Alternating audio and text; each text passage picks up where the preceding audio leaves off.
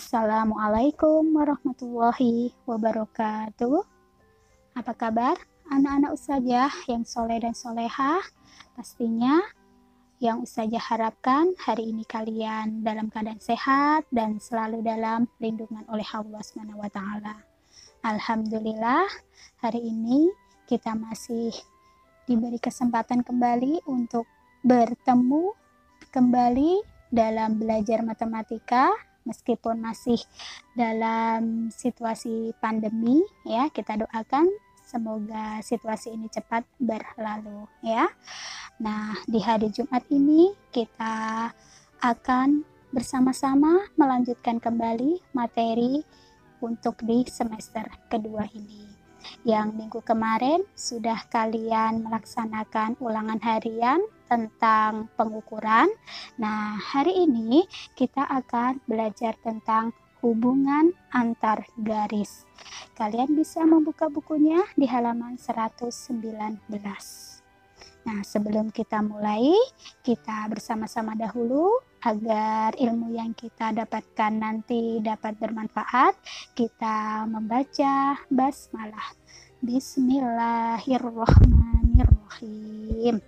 Nah, sebelum Ustazah menyampaikan materinya, Ustazah mau menyampaikan dulu tujuan pembelajaran hari ini setelah kalian nanti belajar tentang hubungan antar garis. Yang pertama, menjelaskan hubungan antar garis, yaitu garis sejajar, berpotongan, berhimpit menggunakan model konkret. Yang kedua, mengidentifikasi hubungan antar garis sejajar, berpotongan, dan berhimpit menggunakan model konkret dan dapat mengaplikasikan kandungan Al-Quran surah Yasin ayat 40 dalam kehidupan sehari-hari. Nah, di dalam surah Yasin ayat 40 yang artinya tidaklah mungkin bagi matahari mendapatkan bulan dan malam pun tidak dapat mendahului siang dan masing-masing beredar pada garis edarnya. Oke, sekarang sudah disiapkan ya bukunya ya. Oke, sekarang kita akan mulai. Sebelum memasukin ke hubungan antar garis, Ustazah mau mengulang sebentar tentang macam-macam garis dulu. Yang pertama yaitu garis lurus. Garis lurus adalah garis yang tidak terbatas bila diperpanjang di kedua ujungnya. Contohnya di sini ada panah, dua panah. Nah, jika diperpanjang kedua panahnya itu hingga tak terbatas, nah disebut dengan garis lurus. Yang kedua adalah sinar garis. Garis yang diawali oleh satu titik, sedangkan ujung lainnya menuju ke suatu arah yang tak terhingga. Di anak panahnya itu jika diteruskan, maka garisnya itu akan tak terhingga panjangnya ya. Yang ketiga yaitu ruas garis. Garis yang dibatasi oleh dua titik atau disebut dengan segmen garis. Garis vertikal yaitu garis yang tegak dan garis horizontal adalah garis yang mendatar. Oke, sekarang kalian bisa membuka bukunya di halaman 119. Kita akan belajar tentang jenis-jenis hubungan antar garis. Nah, yang pertama yaitu garis-garis sejajar. Pengertian garis sejajar.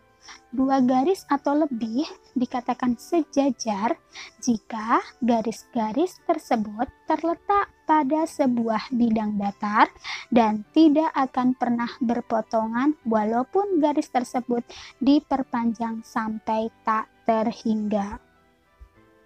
Sebagai contoh garis sejajar yaitu dalam kehidupan sehari-hari kita bisa melihat lintasan kereta api ya sejajar dan lintasan perlombaan di renang, olahraga renang.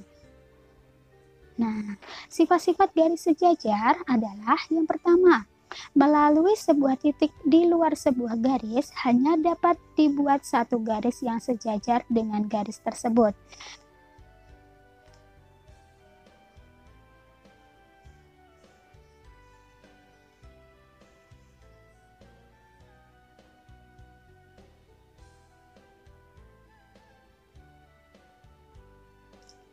Yang kedua, jika suatu garis memotong salah satu dari dua garis sejajar, maka garis tersebut akan memotong suatu garis yang keduanya.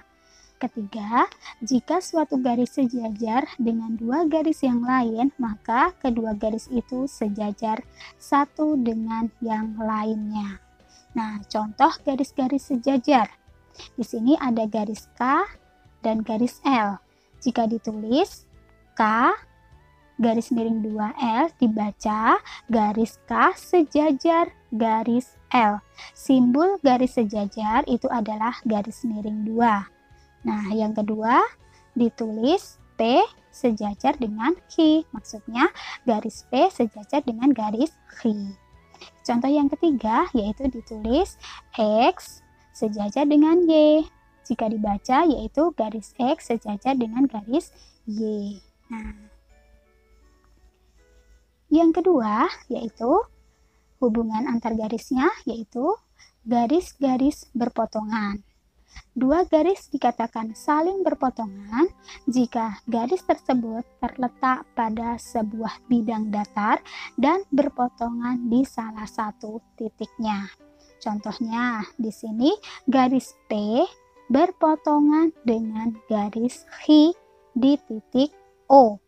Jadi, titik O adalah titik potongnya. Nah, menentukan banyaknya garis berpotongan pada bangun berikut. Yang pertama, yaitu pada bangun persegi. Di sini ada 4 garis berpotongan. Ya, kalian bisa menghitungnya ada 4 garis berpotongan. Yang kedua, yaitu pada bangun segitiga ada 3 garis berpotongan. Nah, bagaimana kalau pada bangun ruang? Contohnya di sini adalah bangun ruang kubus. Nah, di sini bisa diuraikan garis AB itu berpotongan dengan garis BF. Garis AB berpotongan dengan garis BC. Dan seterusnya ya. Sebagai contoh juga garis AD itu bisa berpotongan dengan garis DH. Nah, setelah kita cari satu persatu, ternyata di bangun ruang kubus terdapat 12 garis berpotongan. Nah, yang terakhir yaitu garis-garis berhimpit. Pada gambar di atas ya menunjukkan garis AB dan garis CD saling menutupi sehingga hanya terlihat sebagai satu garis lurus. Dalam hal ini dikatakan kedudukan masing-masing garis AB dan garis CD terletak pada satu garis lurus. Kedudukan garis yang demikian dikatakan pasangan garis berimpit. Berdasarkan uraian di atas, dapat diambil kesimpulan bahwa dua garis dikatakan saling berimpit apabila garis tersebut terletak pada satu garis lurus, sehingga garis hanya terlihat sebagai satu garis lurus saja. Karena kedua garis berada pada tempat yang sama, maka jaraknya adalah 0. Jadi, bisa dikatakan dua buah garis dikatakan berimpit jika jarak kedua garis tersebut selalu 0 walau diukur dari mana saja ya. Jadi saya ulangin, jadi garis AB itu berimpit dengan garis CD karena garis AB dan garis CD itu saling menutupin, jadi sehingga terlihat hanya satu garis saja ya.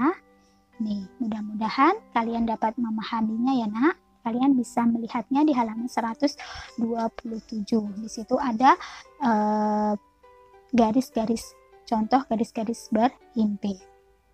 Nah, untuk latihannya kalian bisa berlatih di buku kalian, tetapi tidak usah dikumpulkan. Untuk latihan saja di halaman 124 ya. Tidak usah dikumpulkan ya nak, untuk latihan saja. Nah, sekarang materinya Ustazah cukupkan sampai di sini. Mudah-mudahan kalian dapat memahaminya. Dan kalau misalkan belum memahami, kalian bisa mengulang kembali video ini ya. Dilihat kembali video ini. Kita akhirin pembelajaran hari ini dengan membaca hamdalah, alhamdulillahirabbil alamin. Jangan lupa selalu menjaga kesehatan dan selalu menerapkan protokol kesehatan dimanapun kita berada ya. Oke, Ustazah akhirin dengan mengucap wassalamualaikum warahmatullahi wabarakatuh.